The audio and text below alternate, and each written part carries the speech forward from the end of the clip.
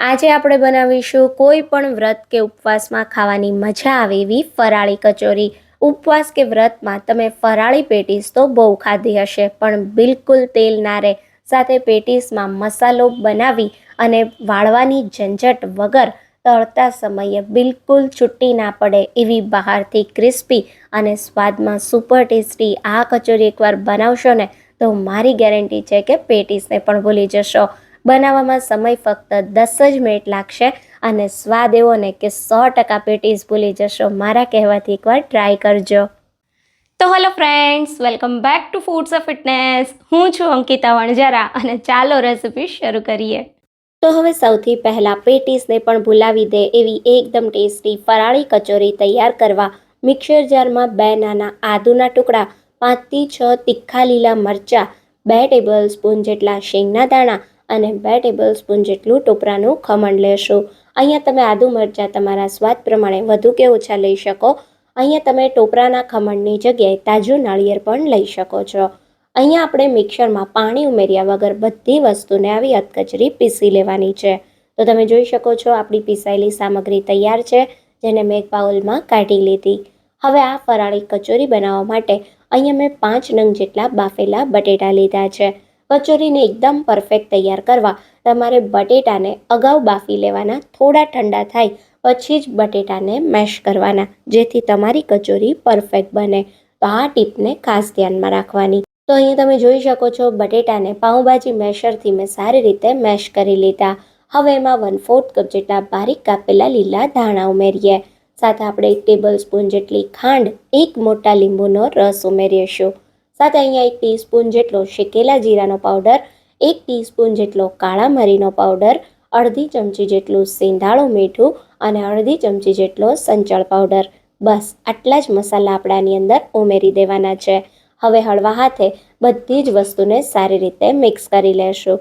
તો અહીંયા આપણે ટોપરાનું ખમણ અને શીંગના દાણા ઉમેર્યા છે, જે બટેટાના બધા મોઇશ્ચરને દૂર કરી દેશે. બધું મિક્સ કર્યા પછી મિશ્રણને આ રીતે ભેગું કરવાનું. મિશ્રણ ભેગું કરતાં તમે જો બટેટાનો માવો હાથમાં બિલકુલ ચોંટતો નથી. સાથે હું આ રીતે એમાંથી કચોરી વાળું તો એકદમ આસાનીથી વળાઈ જાય છે. તો આપણે આમાં કોઈ પણ પ્રકારના લોટ ઉમેરવાની જરૂર નથી.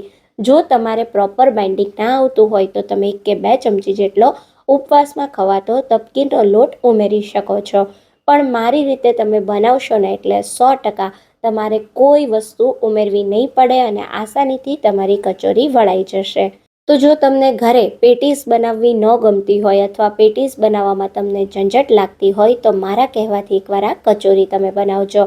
સ્વાદ તમને બિલકુલ પેટીસનો લાગશે અને આને બનાવવામાં કોઈ ઝંઝટ નથી. તો અહીંયા તમે જુઓ મેં એક કરી બધી જ કચોરી બનાવી લીધી છે. હવે કચોરીનું ઉપરનું પડ એકદમ ક્રિસ્પી તૈયાર કરવાનું છે, જેના માટે ફક્ત 1 ટેબલ સ્પૂન જેટલો તપકીરનો લોટ લેશું અને એની અંદર આ રીતે આપણે કચોરીને ઉમેરી દઈશું. એક કચોરીને તફકીરના લોટથી કોટ કરવાની જગ્યાએ આ રીતે મોટા વાસણમાં તફકીરનો લોટ ઉમેરી કચોરી ઉમેરી વાસણને થોડું આ રીતે ચલાવશો એટલે આસાનીથી સરસ મજાનું એક સરખું તફકીરના લોટનું પડ કચોરી પર થઈ જશે. તો છે ને એકદમ સહેલી રીત. તો બસ હવે આપણે મીડિયમ ગરમ તેલમાં આ કચોરીઓને તળવાની છે.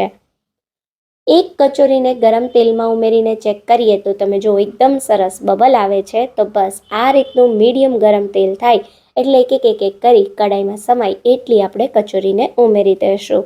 શરૂઆતમાં જ્યારે કચોરીને ગરમ તેલમાં ઉમેરીએ ત્યારે એને બિલકુલ નથી ચલાવવાની.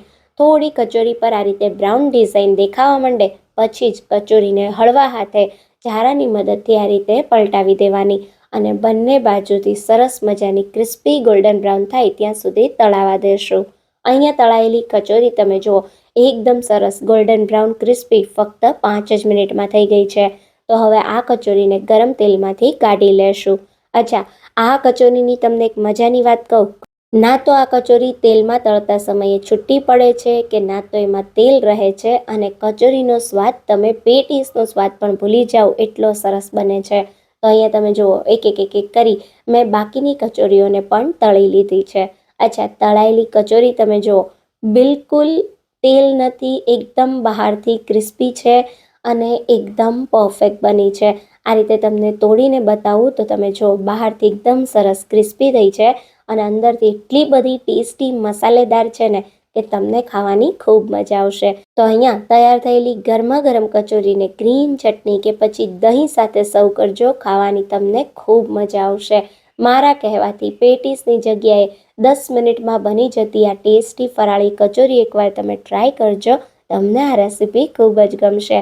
જો તમને મારી આજની રેસીપી ગમી હોય તો વિડીયોને વધારેમાં વધારે લાઈક કરજો અને શેર કરજો.